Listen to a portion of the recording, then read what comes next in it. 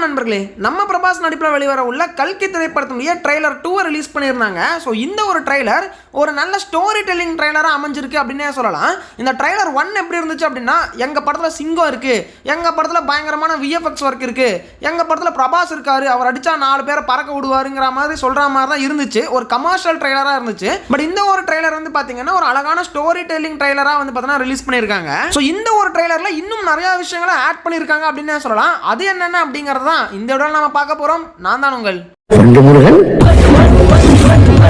Thank you your honour, thank you. இந்த ட்ரெய்லருடைய ஸ்டார்டிங்ல ஒரு சிவலிங்கத்தின் மேல சின்னதா ஒரு டிராப் வாட்டர் வந்து விழுகுது. அதை வந்துட்டு நம்ம அஸ்வத்தாமா எடுத்து சமயம் வந்துடுச்சு அப்படிங்கிற மாதிரி சொல்றாரு. சமயம் வந்து விட்டது. ஸோ ஆக்சுவலாக வந்துட்டு அந்த காலகட்டத்தில் தண்ணியே வந்துட்டு இல்லாத மாதிரியான ஒரு காலகட்டம். அப்போ அந்த சிவலிங்கத்தின் மேலே ஒரு சொட்டு தண்ணி விழுந்த உடனே அது ரொம்ப ரொம்ப ஒரு அதிசயமான விஷயமாவே இருக்கு. அண்ட் ஆல்சோ அதை பார்த்த உடனே கல்கி பிறக்க போறாரு அப்படிங்கிற விஷயத்த நம்ம அஸ்வத்தமா யூகிக்கிற மாதிரி காட்டியிருக்காங்க. அண்ட் ஆல்சோ இதுதான் நம்ம Kashi, the world lost city அப்படிங்கிற மாதிரி சொல்லியிருப்பாங்க. ஸோ அந்த காசியை வந்து பார்த்தீங்கன்னா ரொம்ப சூப்பராகவே டிசைன் பண்ணியிருக்காங்க. நடுவில் வந்துட்டு காஞ்சி போன ஒரு மரம், தண்ணியே இல்லாமல் சுற்றி வந்துட்டு பார்த்தீங்கன்னா ஏகப்பட்ட வீடுகள். ஸோ அந்த காசி அப்படிங்கிற ஒரே ஒரு நகரத்தில் மட்டும்தான் உயிர் வாழக்கூடிய தகுதியே இருக்குது. மற்ற எங்கேயுமே வந்துட்டு பார்த்தீங்கன்னா உயிர் வாழ முடியாது அப்படிங்கிற மாதிரி காட்டியிருப்பாங்க. ஸோ இந்த காசி சிட்டியை வந்து பார்த்தீங்கன்னா விஷுவலாக ரொம்ப சூப்பராக பண்ணியிருக்காங்க அப்படின்னே சொல்லலாம். அந்த இறைவனின் உயிர் தங்கள் கருவில் உள்ளது. ஆக்சுவலாக இந்த இடத்துல தான் எனக்கு ஒரு டவுட்டே வருது. என்ன அப்படின்னா, நம்ம தீபிகா படுகோன் அவர்களுடைய வயத்தில் தான் அந்த குழந்தை இருக்குது, கல்கி அப்படிங்கிற குழந்தை. ஸோ அவங்க தான் வந்துட்டு கல்கியுடைய அம்மா. அப்போ அப்பா யார்? ஸோ ஏன் வந்துட்டு இந்த ட்ரெய்லர்லையோ டீசர்லையோ எதுலேயுமே வந்துட்டு அப்பாவை ரிவீல் பண்ணவே இல்லை அப்படின்னு சொல்லிட்டு தெரியல. ஸோ இந்த ஷாட்டில் நம்ம அஸ்வத்தமா வந்துட்டு நம்ம கல்கியுடைய அம்மாவை கீழே இறங்கும் போது கூட கையை வச்சு தாங்குற மாதிரி காட்டியிருப்பாங்க. ஸோ அந்த அளவுக்கு வந்துட்டு பார்த்தீங்கன்னா ரொம்ப பாதுகாப்பாக கவனிச்சுக்கிறாரு நம்ம கல்கியுடைய அம்மாவை நம்ம அஸ்வத்தமா.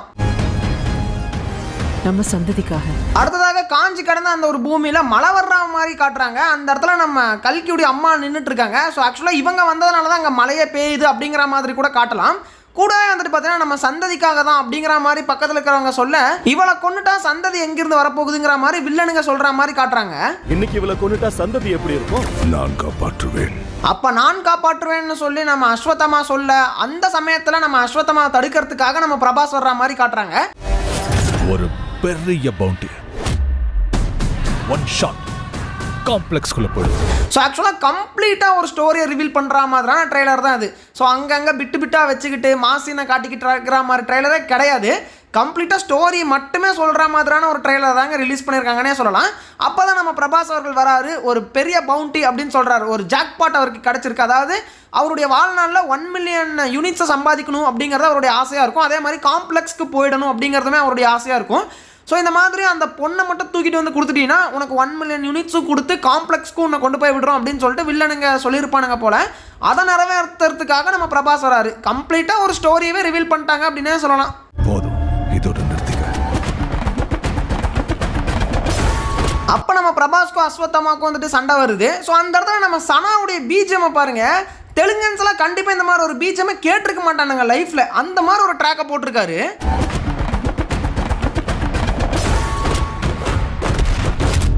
அந்த பிஜிஎம்மோட சவுண்டை சிங்க் பண்ண விதம் ரொம்ப சூப்பராகவே இருந்துச்சு. அது போக நம்ம அஸ்வத்தமாவுடைய ஃப்ளாஷ்பேக் காட்சிகளுக்குமே போயிட்டு வராங்க. ஸோ நம்ம அஸ்வத்தமா கரெக்டாக பிரபாஸ் கிட்ட அடி வாங்கும் போது அவருடைய ஃப்ளாஷ்பேக்கில் அவர் அடி வாங்கின சீன்ஸ் எல்லாம் வந்து பார்த்தீங்கன்னா காட்டினதுங்கிறது ரொம்ப சூப்பராகவே இருந்துச்சு. ஸோ ட்ரெய்லர் 1ல பெருசாக இந்த ஃப்ளாஷ்பேக் காட்சிகளை காட்டியிருக்க மாட்டாங்க. பட் ட்ரெய்லர் 2ல வந்து பார்த்தீங்கன்னா நம்ம அஸ்வத்தமா மிகப்பெரிய ஒரு படையோட ஏதோ ஒரு போருக்கு போன மாதிரியும் அங்கே அவர் வீழ்ற மாதிரியுமே சில காட்சிகளெல்லாம் இருக்குது. அதெல்லாம் கொஞ்சம் இந்த ட்ரெய்லரில் டீட்டெயில்டாகவே காட்டியிருந்தாங்கன்னு சொல்லலாங்க. எத்தனை யுகமானாலும் எத்தனை வாய்ப்பு கொடுத்தாலும் மனுஷன் மாற தெரியாது. அடுத்ததாக நம்ம கமல் அவர்கள் படத்தினுடைய வில்லன். ஸோ அவரோட டைலாக்கு, இந்த மனுஷனுங்களுக்கு மட்டும் எவ்வளோ வாய்ப்பு கொடுத்தாலும் திருந்தவே மாட்டானுங்க அப்படிங்கிற மாதிரியான டைலாக்கு.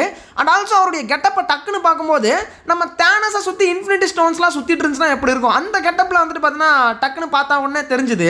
இந்த ஒரு ஷாட்டை பார்த்த உடனே எனக்கு ஒரு மிகப்பெரிய குழப்பம் வந்துருச்சுன்னே சொல்லலாம். என்ன அப்படின்னா, நம்ம கமலஹாசன் அவர்களை எதுக்காக இந்த ரோலுக்கு சூஸ் பண்ணியிருக்காங்க அப்படிங்கிற குழப்பம் தான். நாம வேற மாதிரியான ஒரு கெட்டப்பில் தான் இவர் இருப்பாருன்னு நினச்சிட்டு இருந்தா, இவர் டோட்டலாக வித்தியாசமான கெட்டப்பில் வந்து நம்மளெல்லாம் சர்ப்ரைஸ் பண்ணிட்டு இருக்காரு. பட் இந்த ஒரு ரோலுக்கு ஏன் கமலஹாசனை சூஸ் பண்ணாங்க அப்படிங்கிற டவுட் மட்டும் எனக்கு இப்போ வரைக்குமே இருந்துட்டே இருக்கு. ஸோ மேபி படம் ரிலீஸ் ஆனதுக்கப்புறம் அதுக்கான விடை நமக்கு கிடைக்கும்னு நினைக்கிறேன். மேபி இந்த கேரக்டர் ரொம்ப ஸ்ட்ராங்காக இருந்திருக்கலாம், அதுக்கு கமல் கரெக்டாக இருந்திருக்கும் அப்படிங்கிற மாதிரி டேரக்டர் ஃபீல் பண்ணியிருக்கலாம்னு நினைக்கிறேன்.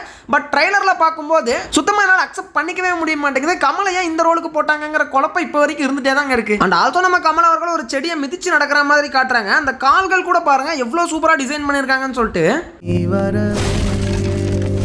ஸோ அப்புறம் இந்த ஒரு லேடி வந்துட்டு பார்த்தீங்கன்னா கர்ப்பமாக இருக்கிற மாதிரி காட்டுறாங்க. எனக்கு தெரிஞ்சு இவங்க அஸ்வத்தம்மாவுடைய ஒய்ஃபாக இருக்கிறதுக்கான வாய்ப்பு இருக்குது. ஸோ அந்த ஒரு லேடியுடைய வயிற்றுலேயே வந்துட்டு பார்த்தீங்கன்னா யாரோ ஒருத்தர் அம்பை விடுற மாதிரி காட்டுறாங்க. அந்த குழந்தையை கொல்றதுக்காக வந்துட்டு பார்த்தீங்கன்னா அந்த அம்பை விடுற மாதிரி காட்டுறாங்க. ஸோ மேபி இப்போ நம்ம அஸ்வத்தம்மா எதனால் கல்கியை காப்பாற்றணும்னு நிற்கிறாரு அப்படின்னா அதுக்கு ஒரு ஸ்ட்ராங்கான ரீசன், தன்னுடைய மனைவியுடைய குழந்தையுமே இந்த மாதிரி கொலை பண்ணியிருக்காங்க வயிற்றில் இருக்கும்போதே அப்படிங்கிற விஷயம்.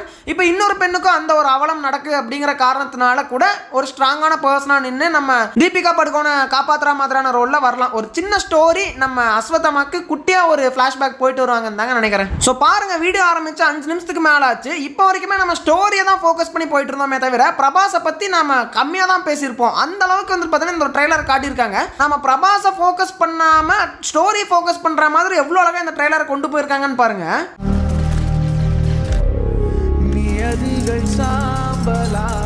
அண்ட் ஆல்சோ சின்ன சின்ன ஷாட்டில் வந்து பார்த்தீங்கன்னா அந்த எனிமி கேங் வந்துட்டு எப்படி மக்களை சித்திரவதை பண்ணுறாங்க அப்படின்னு சொல்லிட்டு காட்டிக்கிட்டே இருக்காங்க. அண்ட் ஆல்சோ நம்ம தீபிகா படுகோனையுமே எந்த அளவுக்கு சித்திரவதை பண்ணுறாங்கன்னு சொல்லிட்டு காட்டுறாங்க. அதுக்கப்புறம் நம்ம மக்கள் எப்படி எதிர்த்து நிற்க போகிறாங்க அந்த எனிமி கேங்கை, அதாவது வந்துட்டு கல்கி பிறக்க போகிறாரு அப்படிங்கிற ஒரே ஒரு நம்பிக்கையை மட்டும் வச்சுக்கிட்டு அவர் பிறந்துட்டாருன்னா எல்லாமே மாறிடும் அப்படிங்கிற ஒரே ஒரு காரணத்தினால அந்த தீபிகா படுகோனை காப்பாற்றுறதுக்காக ஒரு உலகமே வந்துட்டு பார்த்தீங்கன்னா எதிர்த்து நிற்குது அந்த எனிமீஸை அப்படின்னு சொல்லிட்டு காட்டுறாங்க.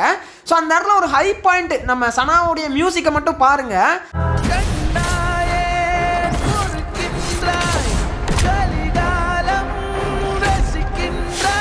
ஸோ அப்படியே ஸ்லோவாக போயிட்டு இருக்கும்போது திடீர்னு ஒரு பீக் பாயிண்ட்டு வேறு லெவலில் ஒர்க் அவுட் ஆயிருந்துச்சு இந்த ட்ரெய்லரில் அப்படின்னு சொல்லலாம். அண்ட் ஆல்சோ ஒரு மிகப்பெரிய ரோபோட்டில் நம்ம பிரபாஸ் அவர்கள் அஸ்வத்தம்மா முன்னாடி வந்து நின்று நான் ஃபுல் ப்ரிப்பேர்டாக வந்திருக்கேன் இப்போ வாடா அப்படின்னு சொல்லிட்டு கூப்பிடுறாரு. ஆக்சுவலாக வந்துட்டு இது அஸ்வத்தம்மாவை மட்டும் நம்ம பைரவா கூப்பிடல, நம்ம பிரபாஸ் அவர்களுடைய லைஃப்பில் தனிப்பட்ட முறையில் வச்ச டைலாக்குமே கூட, அதாவது பாகுபலிக்கு அப்புறம் தொடர்ந்து ஃப்ளாப்பு, இப்போ வாங்கடா நான் ஃபுல் ப்ரிப்பேர்டாக இருக்கேன்டா இந்த கல்கி படத்தின் மூலமாக அப்படிங்கிற மாதிரி சொல்கிற மாதிரியுமே பிரபாஸ்க்கும் அதை சூட் ஆகிற மாதிரி பைரவா கேரக்டருக்குமே சூட் ஆகிற மாதிரி அற்புதமாக வந்து பார்த்தா அந்த டைலாக் அமைச்சு ஃபைனலாக வந்து பார்த்தா இந்த ஒரு ட்ரைலரை முடிச்சிட்டாங்க.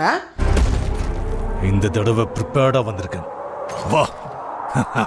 ஸோ ஆக்சுவலாக ட்ரைலர் 1 விட ட்ரைலர் 2 தான் ரொம்ப சூப்பராகவே இருந்துச்சு. ட்ரைலர் 1 சும்மா பிரபாஸ் அப்புறம் விஎஃப்எக்ஸ்ன்னு சொல்லிட்டு இதுவே காட்டின மாதிரி இருந்துச்சு. ட்ரைலர் 2 ஒரு ஸ்டோரி டெல்லிங் ட்ரைலராக இருந்துச்சு, ரொம்ப சூப்பராக அருமையாகவே பண்ணியிருந்தாங்கன்னு சொல்லலாம். அண்ட் ஆல்சோ ட்ரைலர் 1 கம்பேர் பண்ணும்போது ட்ரைலர் 2ல் நம்ம சனாவுடைய பிஜிஎம் பீக்கில் இருந்துச்சு அப்படின்னே சொல்லலாம். ஸோ நம்மளை ஃபீல் பண்ணுற வைக்கிற மாதிரி எமோஷனலி கனெக்ட் ஆகிற மாதிரியான பிஜிஎம் வந்துட்டு ட்ரைலர் 2ல் போட்டிருந்தது ரொம்பவுமே சுவாரஸ்யமாகவும் இருந்துச்சு, ரொம்ப சூப்பரான விஷயம் அப்படின்னே சொல்லலாம். தெலுங்கு ஆடியன்ஸ்க்கு ஒரு புது மியூசிக் கிடச்சிருச்சு அப்படின்னு தாங்க சொல்லி ஆகணும். ஏன்னா தமனு அப்புறம் டிஎஸ்பி மியூசிக்கே கேட்டு கேட்டு காதெல்லாம் வெடிச்சு போய் கிடக்கும் போது நம்ம சனா வந்துட்டு இந்த மாதிரி ஒரு மியூசிக் இருக்குடா அப்படின்னு சொல்லி டிஃப்ரெண்ட்டாக காட்டினது. அதுவும் பிரபாஸ் மாதிரி ஒரு பெரிய ஆக்டர் படத்தில், ஒரு முன்னணி நடிகர் படத்தில் வந்துட்டு டிஃப்ரெண்ட்டான மியூசிக்கை யூஸ் பண்ணது அப்படிங்கிறது ரொம்ப பெரிய விஷயம் அப்படின்னே சொல்லலாம். தெலுங்கன்ஸ்க்கெல்லாம் ரொம்ப புது விஷயம் அப்படின்னு சொல்லலாங்க. ஏன்னா கண்டிப்பாக சொல்கிறேன், தெலுங்கு ஆடியன்ஸ் எல்லாம் இந்த மகான் திரைப்படத்தில் வந்து அரியாசனம் அப்படின்னு சொல்லிட்டு ஒரு சாங் இருக்குது. இந்த மாதிரி சாங்கெல்லாம் சத்தியமாக அவங்க வாழ்நாளில் கேட்டிருக்க மாட்டாங்க. ஸோ அது வந்துட்டு கண்டிப்பாக இந்த கல்கி திரைப்படத்தில் நிறைவேறி இருக்கும் அப்படின்னு தாங்க சொல்லணும். ஸோ அவ்வளோதான் நண்பர்களே, இந்த கல்கி திரைப்படம் ரிலீஸ் ஆனதுக்கப்புறமா ஏகப்பட்ட கண்டென்ட் நம்ம சேனலில் வரும் அப்படின்னு சொல்லிட்டு நினைக்கிறேன். ஆனால் நான் ரொம்ப ஈகராக வெயிட் பண்ணிட்டு இருக்கேன். விஎஃப்எக்ஸ் அப்படி இப்படி இருந்தாலுமே கூட கல்கி படத்தின் மேலே இருக்கக்கூடிய ஹைப் எனக்கு குறையவே இல்லை. அந்த படத்துக்கு நான் பயங்கர ஈகராக தான் வெயிட் பண்ணிக்கிட்டு இருக்கேன். அதே மாதிரி இதில் இன்னும் நிறைய கண்டென்ட்டுமே இருக்குது. இந்த புஜ்ஜியன் பைரவா சீரிஸ் கூட இதையும் சேர்த்து நிறைய கண்டென்ட் வந்து பார்த்தோன்னா பண்ணலான்ட்டு இருக்கேன். ஸோ அது வந்துட்டு படம் ரிலீஸ் ஆகட்டும், ஓடிடியில் ரிலீஸ் ஆகட்டும், அதுக்கப்புறம் அதெல்லாம் பண்ணலாம். ஓகே நண்பர்களே, இந்த கல்கி படத்துக்கு யாரெல்லாம் வெயிட் பண்ணிருக்கீங்கன்னு சொல்லிட்டு மறக்காம கமெண்ட்டில் சொல்லுங்கள். உங்களை நான் அடுத்த வீடியோவில் சந்திக்கிறேன்.